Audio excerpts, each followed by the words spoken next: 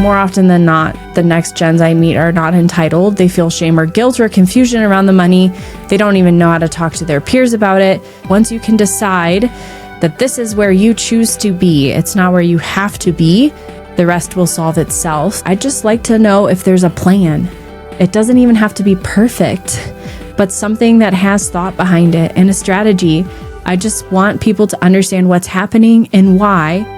Hey there, and welcome to Your Next Gen Friend, a successor's guide to business transition, a podcast for figuring out what's next in or beyond your family business. I'm Andrea Carpenter, transition strategist and second gen.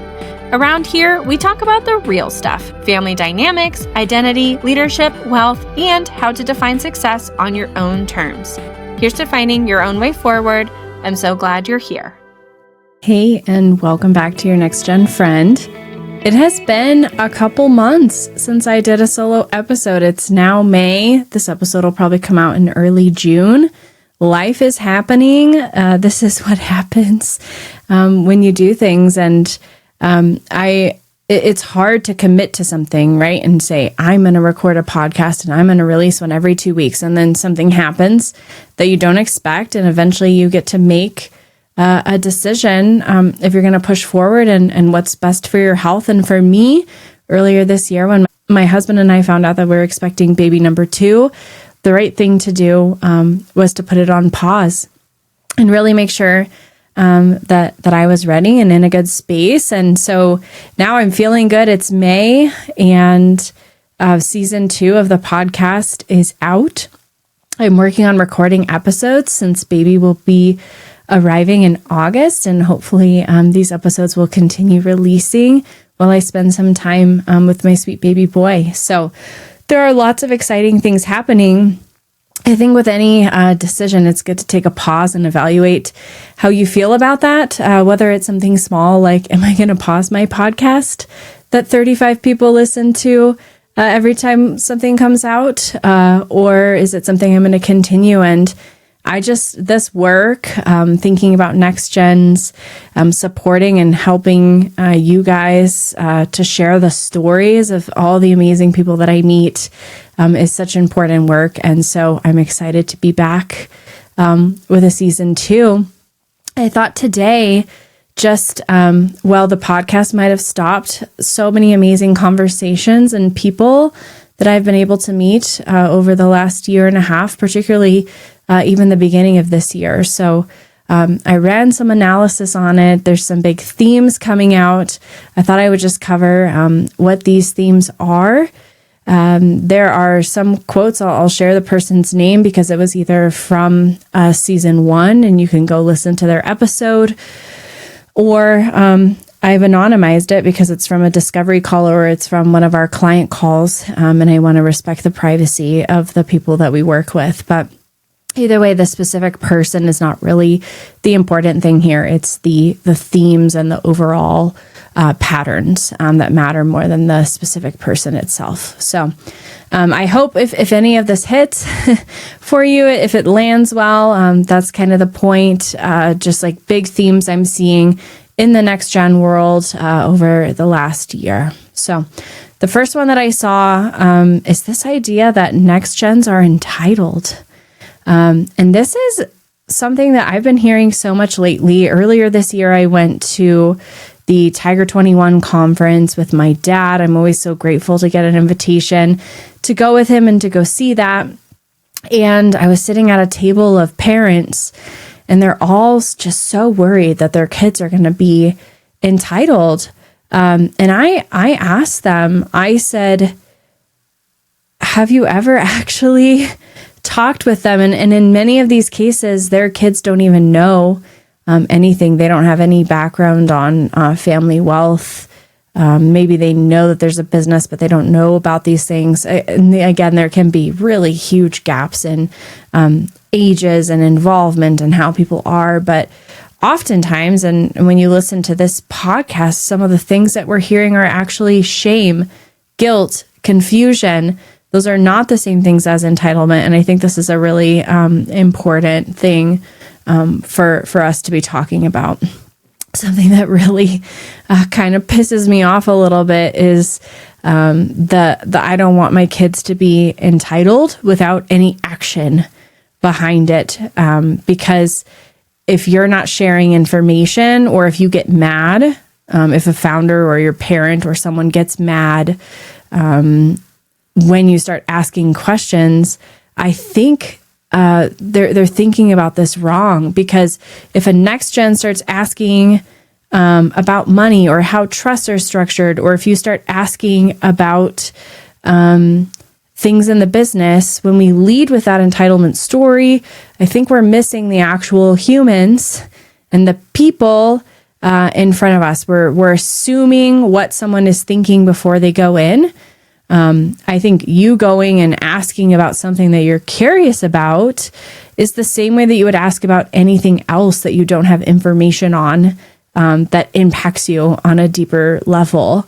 And when your curiosity is misread as entitlement, you stop asking, you stop engaging, and that's when you actually end up unprepared, or you opt out of the situation. And again, I always say it's okay to opt out, but especially in wealth transfers, next generation wealth transfers. I was talking with Jake Knight. He said, quote, "More often than not, the next gens I meet are not entitled. They feel shame or guilt or confusion around the money. They don't even know how to talk to their peers about it. They don't understand how it can truly help them." And AJ, I talked with him in season 1. I loved his episode. He was talking about when you choose to come into the family business, you're actually bucking the resentment from staying unwillingly. So he said, once you can decide that this is where you choose to be, it's not where you have to be, the rest will solve itself. Resentment from staying unwillingly will lead to entitlement.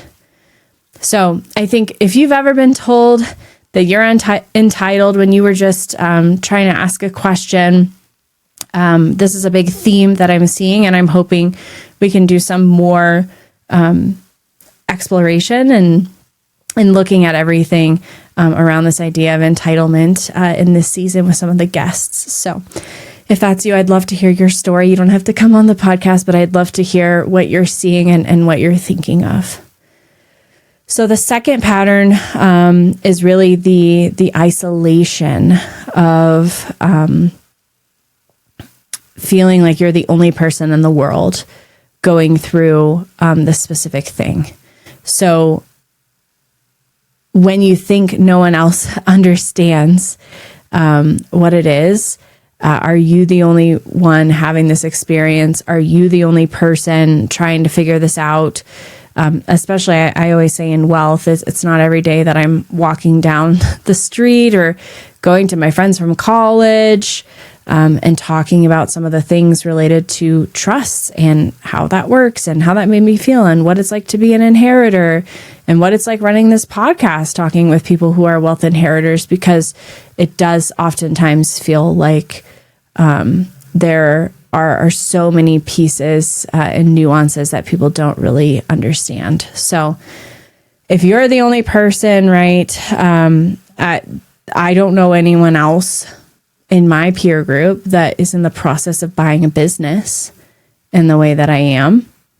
I have more friends now that are in this space, but I didn't grow up with a lot of friends who are in this high net worth, ultra high net worth world. And so why would I go talk to someone about my feelings about inheriting money and family governance and family business and all this stuff when the people I'm talking to are talking about how they make rent?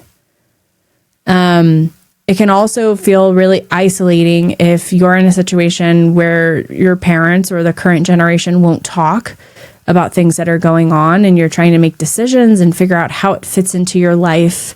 But you kind of feel that gap. So it's a very specific kind of loneliness. And I think it's really hard to kind of get there. I remember the first time I actually met a peer who could really understand. It was at my first Tiger 21 conference. And I was like, wow, that is like really relieving. And I felt that again when we started our Evolve program for business succession, because sure, I am a business successor, but I actually hadn't met many other people who weren't related to the owner who were going through their own. And now we have a couple clients. The successors are not related to the owners. And so that has felt very empowering for me to be able to talk with people. It's that moment of, oh, you understand this too. It's really important to be seen. And I know that that's probably what you're looking for. All right. The last theme I want to share today, I know we just kind of talked about this idea of feeling isolated and feeling like you're the only person in the world that has this thing. So how do you actually ask for clarity? Oftentimes, and certainly there are successors I talk to who have big, ambitious visions, detailed plans, but a lot of times as a successor, you're waiting to kind of get that permission or that space to come in. I think that even ties into the entitlement theme that we had, right? Around, I don't want to feel entitled or this isn't my business yet, but also there's some things that I need to do. We were on a discovery call, so I won't say this person's name, but they said this: I'd just like to know if there's a plan. It doesn't even have to be perfect, but something that has thought behind it and a strategy. I just want people to understand what's happening and why, instead of being completely in the dark. I love this. I love this so much because I think that when you think of the future, when you think of where you're going, you as a next gen, right, need to know if your future aligns with the future of this business, the things that you're going to be participating in. So clarity really, really goes a long way. I know that many of you, when you start asking for a plan, for a roadmap, you're not asking for a perfect plan. You're just asking for any plan.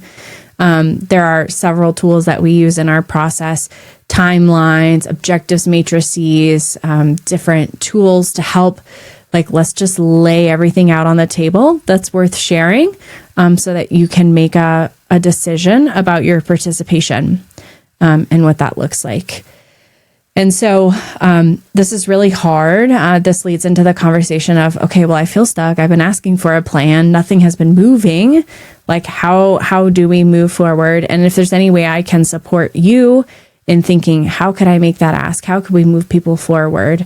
There are things, and I'll even try to find some episodes of Elizabeth's podcast that might address this, that would be resources that you could send to the leading generation in your business, whether it's your parents or someone that you're not related to, just about how them getting clarity on what they want.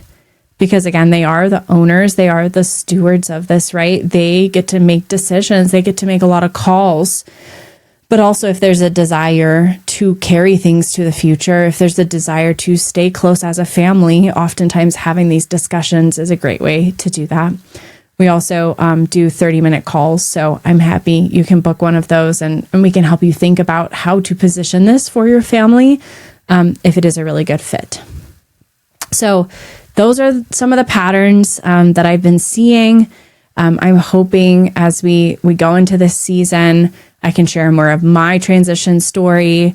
We can talk more about the things that next gens are really thinking about, showcase more stories of successful transitions, but also just like in Adam's situation, he decided to leave the family business, and that was the best path for him. So again, this idea of what is the path, what's right for you as the next gen, as your next gen friend, I of course support whatever path feels best for you and your family. So you can always send me a DM on Instagram or an email at yournextgenfriend@gmail.com. And I would love to talk with you and just be in touch and help support you on your journey. Until then, just remember, if you're a successor, you're not the only one. There are other successors out there. That's the point of this podcast, why we share their stories. There are other inheritors out there.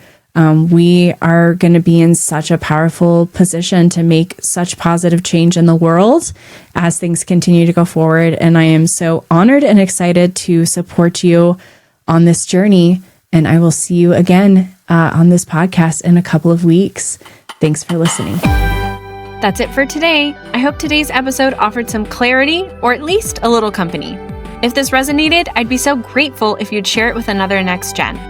While my podcast is for the successors, you can also check out its sister show, The Business Transition Roadmap, hosted by my business partner, Elizabeth Ledoux. There's lots of great material in business and family succession over there. I hope you'll take a listen. Be well and see you next time.